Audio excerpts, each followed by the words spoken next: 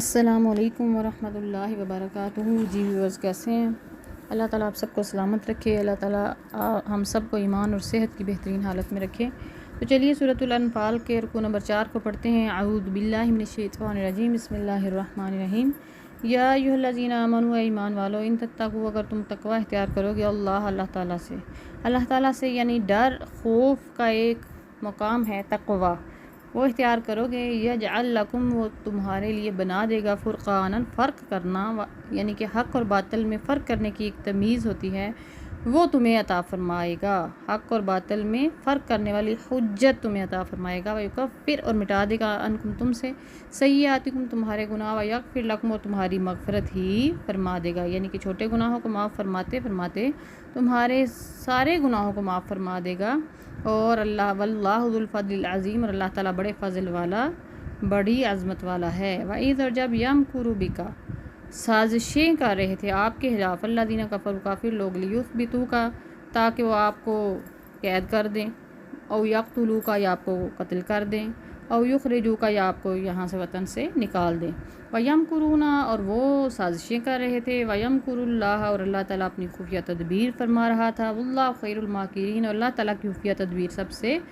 بڑھ کر ہے۔ اس سے پتہ چلا کہ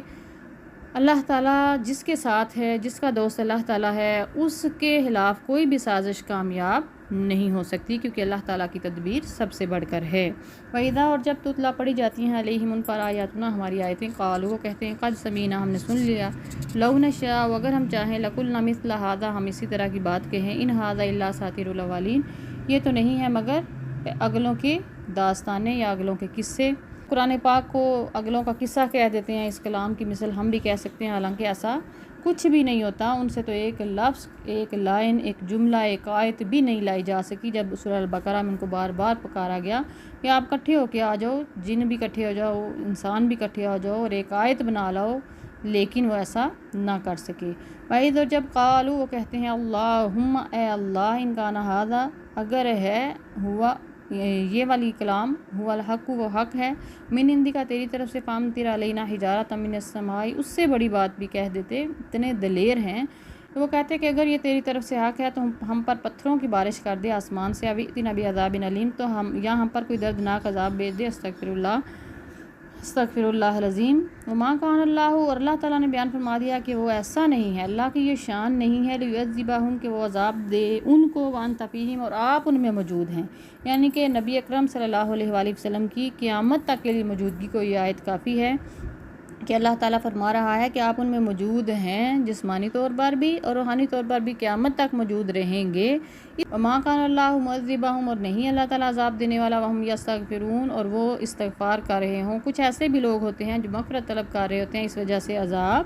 ٹال دیا جاتا ہے۔ وما لہم، اور نہیں ہے ان کے لیے، اللہ یعذبہم، اور کوئی ایسی وجہ نہیں ہے اور کہ اللہ تعالیٰ ان کو عذاب نہ دے۔ وہم یصدون، اور وہ روکتے ہیں، عن المسجد الحرامی، کیا کام ایسے نہیں ہیں جو نہیں کرتے ہیں، وہ تو مسجد حرام سے بھی روکتے ہیں۔ وما کانوا اولیاءہ، ان اولیاء الا المتقون، وہ مسجد حرام سے روکتے ہیں اور وہ اس کے ولی ہونے کے اہل بھی نہیں ہیں۔ وما کانوا، اور وہ نہیں ہیں، اولیاءہ، اس کے دوست، ان اولیاءہ، اس کے دوست ہیں، الا المتقون، مگر تقوی اختیار کرنے والے، ولکن اکثرہم لا یعلمون، لیکن اکثر لوگ ان میں سے اس بات کا علم نہیں رکھتے کہ اللہ تعالیٰ کے دوست، اللہ کے ولی صرف پرہیزگار لوگ ہی ہو سکتے ہیں، اس کے ولی یا اس کے متولی ہونے کے یہ اہل نہیں ہیں، کیونکہ یہ بڑے خانہ کعبہ کے متولی بنے پھرتے تھے نا، ہم اللہ کے دوست ہیں اور ہم ہی اللہ کے قریب رہنے والے ہیں، تو اللہ تعالیٰ نے اس بات کو بھی ان کا کان کھول کر وہ سن لیں کہ اللہ کے ولی، اللہ کے دوست تو صرف وہ ہیں جو پرہیزگاری اختیار کرتے ہیں۔ وما کان صلاتہم، اور نہیں ان کی صلاۃ، عند البیت، اس گھر کے پاس، الا مگر مکاء، سیٹیاں، وتصدیہ، اور تالیاں، فذوقوا العذاب بما کنتم تکفرون، اب تم جو کفر کیا کرتے تھے اس کی وجہ سے عذاب کا مزہ چکھو۔ اللہ تعالیٰ نے ہر چیز ان کی برداشت کی کہ خانہ کعبہ کے پاس وہ نماز پڑھتے ہوئے سیٹیاں اور تالیاں بجاتے تھے اور ننگے ہو کر نماز پڑھا کرتے تھے، تو یہ ساری چیزیں ایک وقت تھا، اللہ تعالیٰ نے پھر نبی اکرم صلی اللہ علیہ وآلہ وسلم کے ذریعے آہستہ آہستہ اسلام کو بلند کیا، سر بلند کیا، اور خانہ کعبہ کو بتوں سے پاک صاف کیا، اور ان کی جو نمازیں ہوتی تھیں اور ان کی سیٹیاں اور تالیاں اور یہ نماز کی بے ادبی بے حرمتی اس کو آہستہ آہستہ اللہ تعالیٰ نے مٹا دیا۔ ان الذین کفروا، بے شک وہ لوگ جو کافر ہیں، ينفقون خرچ کرتے ہیں اپنا مال لیصدوا کہ وہ روکیں عن سبیل اللہ، اللہ کے راستے سے، فسينفقونها ان قریب ينفقونها وہ اس کو خرچ کریں گے، ثم پھر تکون علیہم حسرۃ یہی مال خرچ کرنا ان پر حسرت بن جائے گا، ثم پھر یغلبون وہ ان پر غلبہ پا لیا جائے گا، وہ مغلوب کر دیے جائیں گے۔ والذین کفروا اور وہ لوگ جو کافر ہیں، الی جہنم یحشرون ہر صورت میں جہنم ہی کی طرف ہانکے جائیں گے، یعنی جہنم ہی ان کا ٹھکانہ ہے، اور یہ مال خرچ کرنا بھی ان پر حسرت بن جائے گا۔ لیمیز اللہ تاکہ اللہ تعالیٰ جدا فرما دے الخبیث ناپاک چیزوں کو من الطیب پاک چیزوں سے، ویجعل اور بنا دے الخبیث ناپاک کو بعدہ علی بعض بعض کو بعض پر، یعنی کہ اوپر طے در طے بنا دے، فیرکمہ اس کا یہ طریقہ کار ہے کہ جب یہ ڈھیر اکٹھا ہو جائے اوپر تلے رکھتے، فیرکمہ تو اس کو ڈال دے جمیعاً سب کے سب کو، فیجعلہ فی جہنم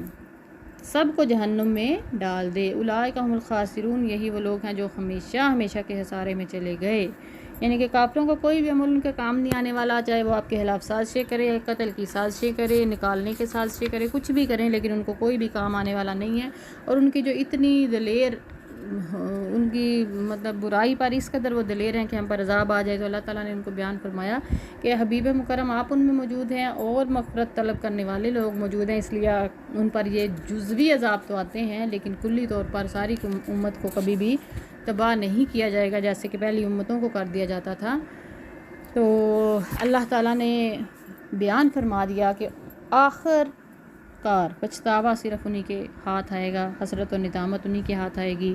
وہ لوگ دنیا میں بھی مغلوب ہوں گے، ان پر اسلام غالب آئے گا، اور اپنے اعمال کی وجہ سے قیامت والے دن بھی ان کو دوزخ ہی ان کا ٹھکانہ ہوگا۔ اور اللہ تعالیٰ ناپاک چیزوں کو ہمیشہ اکٹھا کرتا رہتا ہے، نجاست بھرے کردار بھی اکٹھے ہوتے رہتے ہیں، اور پھر جب وہ ڈھیر گندگی کا بن جاتا ہے تو پھر اللہ تعالیٰ ان کو ایک دفعہ تہس و نحس کر دیتا ہے اور تباہ و برباد کر دیتا ہے۔ اور اللہ تعالیٰ ایسے ہی نجاست بھرے کرداروں کو تہس نحس اور برباد کر دے، اور اپنے پاک اور برگزیدہ لوگوں کو اسلام کو فتح عطا فرمائے۔ آج کا رکوع یہیں پہ مکمل ہوا، انشاءاللہ رکوع نمبر 5 کے ساتھ ملاقات ہوگی، اس وقت پھر ہمارا پارہ نمبر 10 بھی شروع ہو جائے گا۔ اپنا خیال رکھیے گا اور اپنے اس چینل کا بھی۔ والسلام علیکم ورحمۃ اللہ وبرکاتہ۔